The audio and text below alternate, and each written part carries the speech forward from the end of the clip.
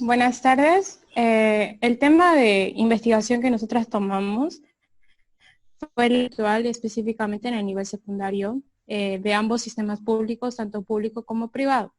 Somos dos integrantes, María Belén Cruz y la que habla, Daniela Rodríguez. Primero voy a empezar explicando un poco el concepto de educación virtual. ¿Qué es la educación virtual?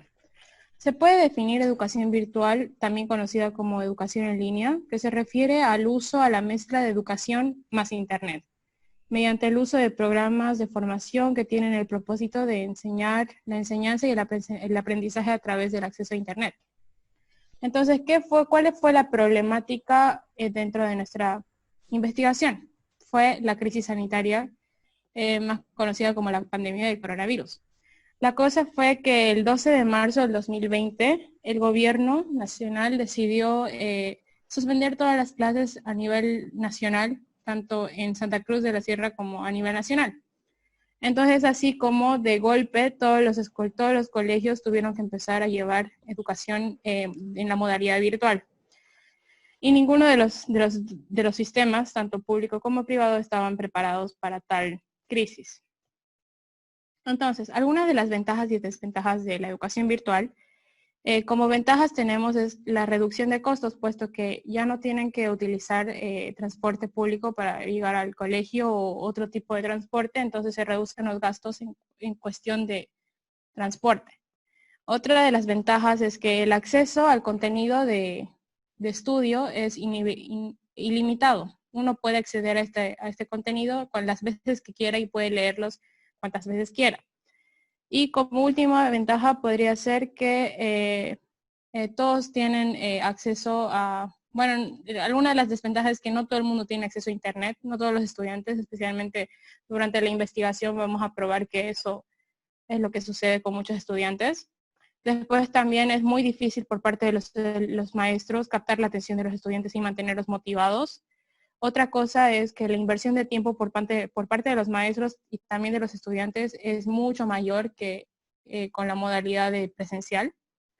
Y las evaluaciones pueden ser un tanto difíciles de llevar por ambas partes. Entonces, al realizar nuestra investigación, los resultados que recibimos fueron los siguientes. Lo que nosotros hicimos fue realizar 20 encuestas a estudiantes desde primero de secundaria a sexto, en un rango de edades de 13 a 18 años. Como ya había mencionado, estos estudiantes siendo del sistema público y privado. ¿Cuál fue la primera de las preguntas que realizamos? Si los estudiantes contaban con las medidas y las condiciones adecuadas para realizar sus estudios de manera eficiente. La mayoría de los estudiantes respondió que sí contaban con las condiciones adecuadas, pero la segunda mitad, el otro 50%, respondió que no tenían todas las medidas. ¿Cuáles eran algunas de las condiciones que faltaban? La mayoría respondió que no tenían buen acceso a Internet. Y es por eso que no podían realizar sus clases de manera eficiente. El segundo fue, solo cinco personas respondieron que no necesitaban nada más para realizar sus clases de manera eficiente, siendo que encuestamos a 20 personas.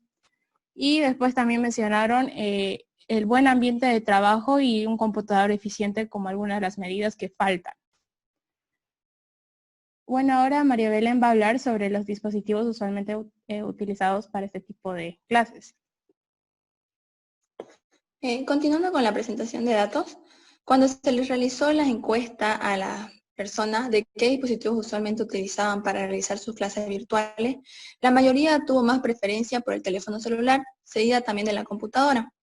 Tomando en cuenta estos resultados que obtuvimos, llegamos a la conclusión de que el teléfono celular es uno de los dispositivos que tiene más alcance y es más accesible para todas las personas.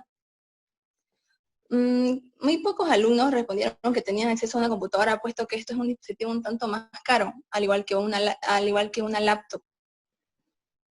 Entonces, el teléfono celular puede ser una solución a corto plazo y a la vez puede ser un tanto perjudicial, puesto que el celular no es de uso exclusivo para las clases, sino también para las redes sociales, ya que muchas veces se puede estar pasando clases y entran a las redes sociales generando distracción, digamos, en los estudiantes, siendo perjudicial para los alumnos. pero como son soluciones a corto plazo, se podría decir que es el dispositivo más accesible para los alumnos. Al preguntar cuáles eran las herramientas virtuales más utilizadas, la mayoría de los alumnos contestó que la aplicación más utilizada era el Zoom, seguida también del WhatsApp, ya que hoy en día la mayoría de las personas tienen acceso a este tipo de aplicaciones. Y nos pudimos también percatar que la mayoría de los encuestados que respondió que utilizaban el WhatsApp para sus clases virtuales eran de los colegios públicos, ya que el Zoom no era tan accesible en cuestión del Internet. En cuanto a Google Meet, antes de la pandemia, para tener el acceso a esta herramienta virtual, se tenía que tener un correo institucional. Hoy en día, y debido a todo esto de la pandemia, Google decidió implementar que todos los correos de Google tengan acceso. Entonces, esa es una buena solución tanto para los alumnos como para los maestros que quieren tener clases virtuales gratuitas. Además de que Zoom es gratis, pero digamos solamente te permite 40 minutos y luego se corta. Y esto es un tanto molesto para los docentes. En cuanto a algunas de las causas de las notas no satisfactorias a la hora de consultar a algunos de los alumnos, la mayoría de ellos contestó que era la falta de motivación. ¿A qué se debe esto? Se debe a que mayormente las clases no son un tanto monótonas, lo cual para los estudiantes muchas veces es un poco aburrido, un poco interactivo. Entonces el estudiante llega a perder el interés o el hilo de la explicación de los maestros. Otra causa podrían ser las clases no planificadas. Muchos de los profesores no planifican bien sus clases, haciendo que los alumnos pierdan el interés o muchas veces se confundan.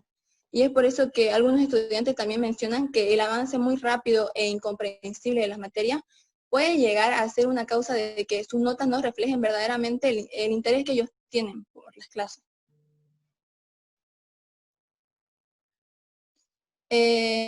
Los factores para mejorar el aprendizaje.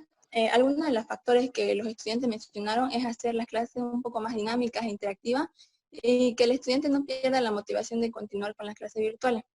Otros estudiantes también mencionan que los docentes pasen previamente el material de las clases para que ellos puedan estudiarlo anticipadamente con el objetivo de tener un contexto antes de entrar a las clases y no perderse, ya que las clases virtuales es un tanto más limitada que las presenciales. Entonces, es así como nosotros llegamos a las siguientes conclusiones. Primero, el privado versus público. Podemos llegar a la conclusión de que si bien en ambos sistemas se tomaron ciertas precauciones y ciertas medidas se llevaron a cabo, son soluciones a corto plazo. Otra cosa, nos podemos percatar que muchos de los estudiantes no están motivados a la hora cuando uno les menciona las clases virtuales. Muchos de ellos indican de que las clases son muy monótonas y son muy aburridas. Entonces, y muchos de ellos no entienden por el avance rápido de los docentes, de los profesores. Ahora, también quisimos concluir de que si realmente la educación es un derecho o un privilegio. Dado los resultados, podemos concluir de que realmente la educación, especialmente en época de cuarentena y en época de una crisis sanitaria, sí es un privilegio, puesto que los estudiantes de colegios públicos no tienen tanto acceso a las herramientas virtuales ni a Internet, y es así como muchos de ellos no están pasando clases. Nos pudimos percatar que muchos de los profesores solo mandan tareas por WhatsApp, que es un método un tanto informal, y no tienen acceso a ninguna otra plataforma más que eso. Y eso quiere decir que el avance del calendario escolar está siendo parado. Algunas de las sugerencias que nosotros tenemos al realizar nuestro trabajo son las siguientes. Se debería optar por parte del Ministerio de Educación una solución a largo plazo. Algunas de las soluciones a largo plazo que nosotros podemos sugerir son que se generen clases no virtuales. ¿En qué medio? Se podría optar por los medios de comunicación masivos, tanto como la radio como la televisión, siendo que estos son aparatos electrónicos de largo alcance. Se podría, por ejemplo, en Bolivia TV transmitir en algún canal clases para que los estudiantes y para que igual sea más interactivo y los estudiantes, todos los estudiantes alrededor de Bolivia, incluso los estudiantes de zonas rurales, tengan acceso a esto. Y también desarrollar metodologías dinámicas de clases. Eso sería todo.